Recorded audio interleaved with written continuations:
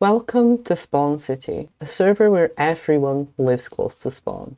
Those of you who have seen my previous episodes may be familiar with certain parts of Spawn. However, before today, I have not done a full tour, so let's get into the tour. So we are starting in the middle of Spawn, right where it all started. On your left is Gatto's Copper Shop, and right in front of you is the courthouse. As we go to our left, you will see the first Aztec temple. The Aztecs were a once powerful team that now stands weakened. But as we go into their base, you may see it has been slightly messed with, potentially by me. I went and placed some heads around their base in the second episode, so check that out if you haven't. Now that we are going out of the Aztec base, their first base, we're heading towards Carspace Inc., which is owned by Aegis, but currently looks slightly unfinished. And let's get on to Mr. Minex's base, which looks really cool. Before we go and we cross the most beautiful bridge in the server, built by Icewhale. We are now heading to Penguin's base. Yeah, that guy who was in that Soccer 2 video and made 2 awesome episodes in Spawn City. After that, we're going on to some of the best builds in the server, made by Icewhale. So, this massive build here contains a bunch of farms, and is also surrounded by a lot of crops that sell, with custom trees and all of that fun stuff. Now let's get on to Ice's main base of operations. As you can see here, it looks amazing. After that, we're heading over to this sort of green, it's not a greenhouse, but it's like has loads of green stuff in it. Now let's go to Chop Chop.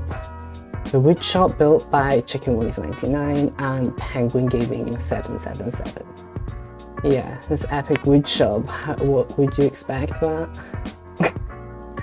Okay, now let's go on to Chicken's base. Chicken Wings 99, the guy who builds a really tall build in the center and runs his empire off of honey. Now we are heading to Name Change's base or bases. These 2 houses, I'm not quite sure which one he lives in, but they both look great. And this house in front of us is sort of more of like a gunpowder farm, which he uses to get a ton of gunpowder for rockets, because he keeps losing his elytra though, so it's not really that useful. That base we just passed, I have no clue who owns it. But we're about to come across one of the most amazing builds that isn't built by Icewhale, which is a tree. Burning tree. Now, the Colosseum. The building where everybody was sort of intended to sort of like fight their opponents in, but we don't really tend to do much of that. And next, let's go on to somewhere that might be slightly more familiar for some of you who have watched episode 1 and 2, but a lot has still changed nonetheless. Here is my base. As we come in to your right, you'll see Villager Breeder, which I'm currently setting up and working right now, and also the fenced off area for my sheep and cows. You can see loads of sort of outlines for builds that I plan to make very shortly. In front of you, slightly to your right, you can see Villager Mansion, where about 20 to 30 villagers live. I don't have like a typical trading hall, I just let them free roam. And to your right, you will also see a more slightly modern style building, which goes slightly away from the farm aesthetic, and the iron farm to your left.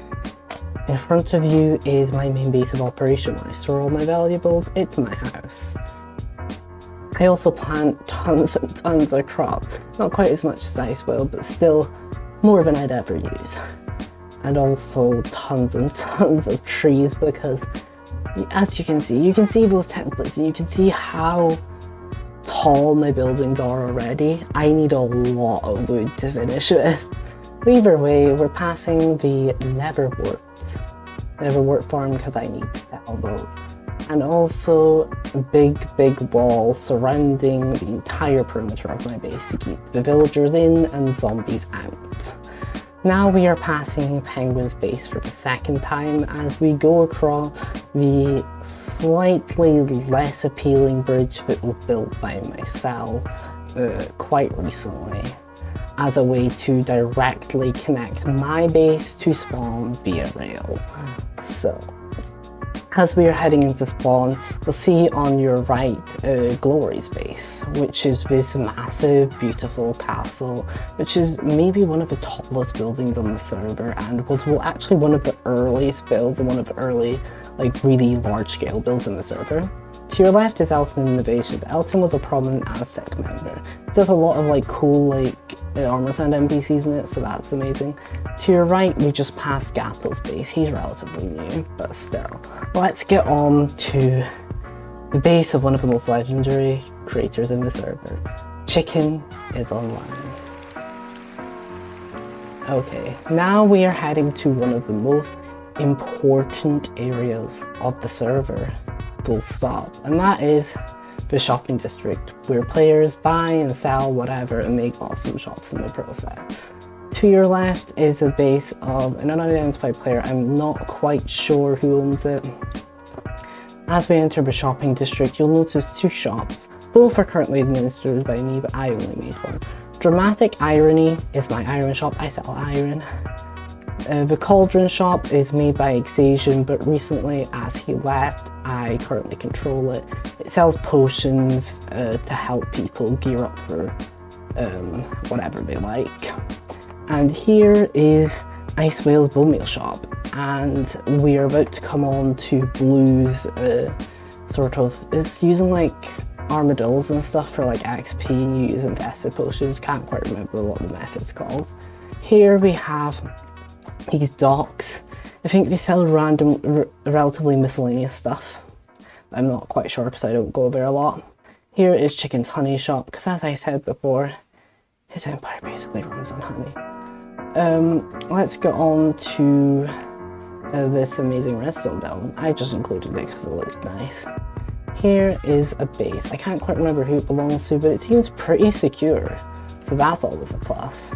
Here is a floating sky island with a castle on it, which is an interesting take. We are about to get on to a base which I think is owned by Connor and some others. It's a sort of collection of spruce houses owned by one of the richest players in the server. Now we are about to get on to some less seen bases, such as Archer's base, which is a little bit out of the way and has this awesome gradient. And let's get on to the second to last base. So this one is a little bit further away, and you may have seen it before. It's one of the biggest bases in the server. This is Happy Few's Blackstone Castle, which looks amazing and is quite large on scale.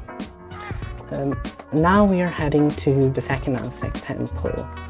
As I said before, owned by one of the formerly richest teams on the server. It is their current base of operation as far as I know, and it is quite big.